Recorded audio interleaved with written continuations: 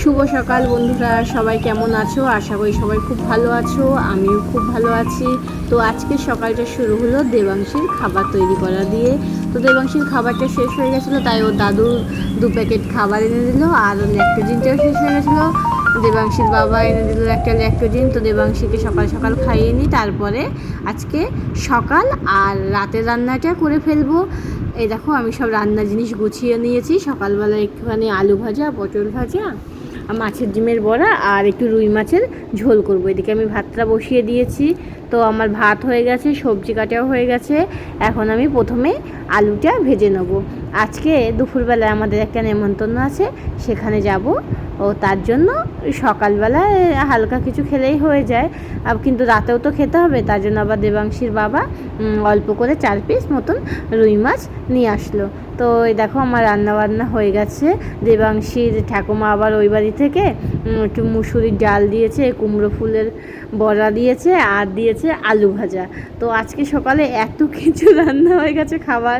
দেবাংশীর বাবা বলছে এত কিছু দিয়ে খাবো কী করে, তো মনে হচ্ছে দুপুরের খাবার। তো এদিকে আমার মাছের ঝোলটাও হয়ে গেছে, দেবাংশীর বাবাকে সকাল সকাল খেতে দিয়ে দিই। দেখো, দেবাংশীর বাবার খাবারটা বাড়া হয়ে গেছে। আমার কত কিছু পদ, মনে হচ্ছে যেন দুপুরবেলায় খেতে বসবে এরকম। তো দেবাংশীর বাবা খাওয়া দাওয়া করে নিই, তার মধ্যে আমি দেবাংশীকে স্নান টান করিয়ে দেখো ঘুম পাড়িয়ে দিয়েছি। ও ঘুমিয়ে গেছে। এবার নিচের ঘরে যাব, বন্যার একটু এখনও জল রয়েছে ঘরে, সেই জলগুলো পরিষ্কার করব। তারপর পরিষ্কার করে স্নান করে পুজো দিয়ে রেডি হয়ে আবার তোমাদের সাথে গল্প করব, ঠিক আছে?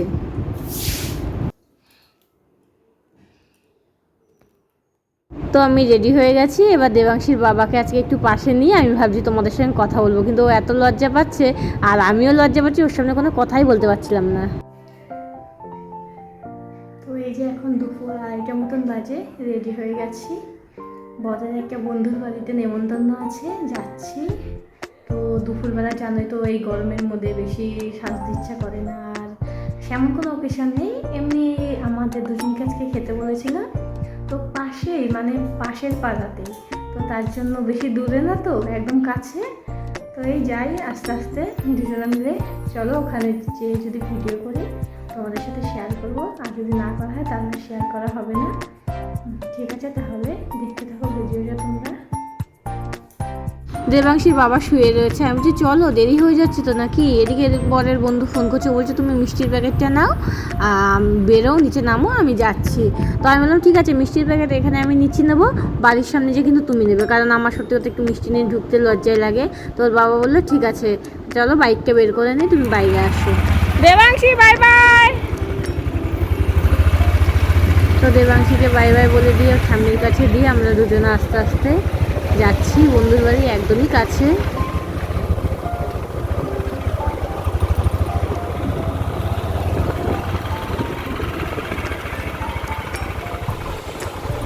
আড়াইটে বাজে এখন? হ্যাঁ, আড়াইটে বাজে? হ্যাঁ হ্যাঁ, আড়াইটে বাজে নাই?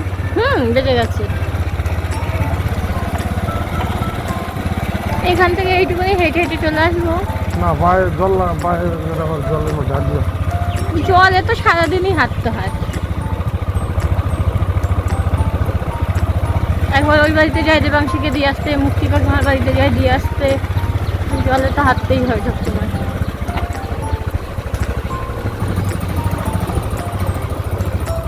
বসেন।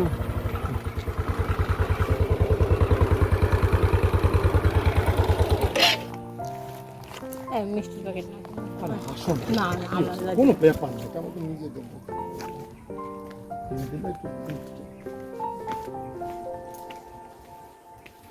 ঘুমাচ্ছেন কি সব?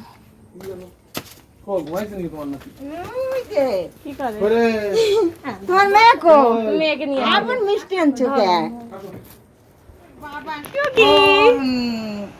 দীপঙ্কর এসে কতই করে। আসো আসো আসো, এটা ফোন দেখে আসছে ফোনের কাছে। নেবা ফোন, নেবা তুমি, তোমার ছবি তুলবো। এই আসো, এবার আসো। ও তা আসবে না? হ্যাঁ, তুমি দূর থেকে গল্প করবা আর আসবে না। আমার মেয়ে ফোন খুব ই করে, ফোন দেখে থাকতে পারে না। ওই যে বাবুটার পেছনে যে বসে আছে, সে হচ্ছে বরের বন্ধুর বউ, সম্পর্কে বৌদি মতন হয়। আর পাশেই রয়েছে এটা হচ্ছে মানে এর বাবুটা ঠাকুমা, মানে ওই বরের যে বন্ধু তার মা।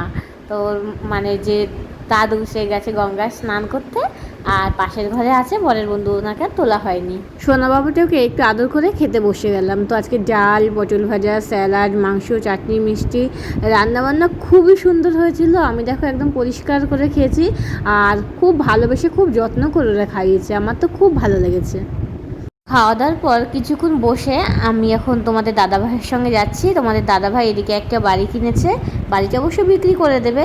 তো বাড়িটায় নতুন রাস্তা হয়েছে, তো তোমাদের দাদাভাই বলছে চলো দেখিয়ে আনি, কিন্তু বৃষ্টির জন্য এতটাই কাদা হয়েছে যে তোমাদের দাদাভাই বললো থাক আজকে যেতে হবে না, অন্য একদিন যেও। আমি অবশ্যই এর আগে দুবার গেছি, বাড়িটা দেখেছি। তো এই যে ডান দিকে এই যে বাড়িগুলো দেখছো, তার পাশ থেকে যে রাস্তাটা বেরিয়ে গেছে, এদিকে যে শেষ মাথায় ওই বাড়িটা রয়েছে। তারপরে চলে গেলাম একটা ইলেকট্রিকের দোকানে। ওই যে আমার ট্রাইপডটা খারাপ হয়ে গেছে, একটু ঠিক করব বললাম, তো দিয়ে আসতে গেছিলাম, কিন্তু ওখানে ঠিক হলো না। তো অন্য জায়গায় নিয়ে যেতে হবে, আর যদি না হয় তাহলে নতুন করে একটা কিনতে হবে। তো তারপরে একটুখানি ঘোরালো তোমাদের দাদাভাই, ঘুরতে গেলাম। এই যে একটা মন্দির ছিল, একটু ঠাকুর নমস্কার করে নিলাম, তারপরে বাড়িতে চলে গেলাম। আজকের দিনটা বেশ ভালোই গেল। সন্ধ্যাবেলায় আবার তোমাদের দাদাভাই দেখো ফুচকা নিয়ে চলে এসেছে।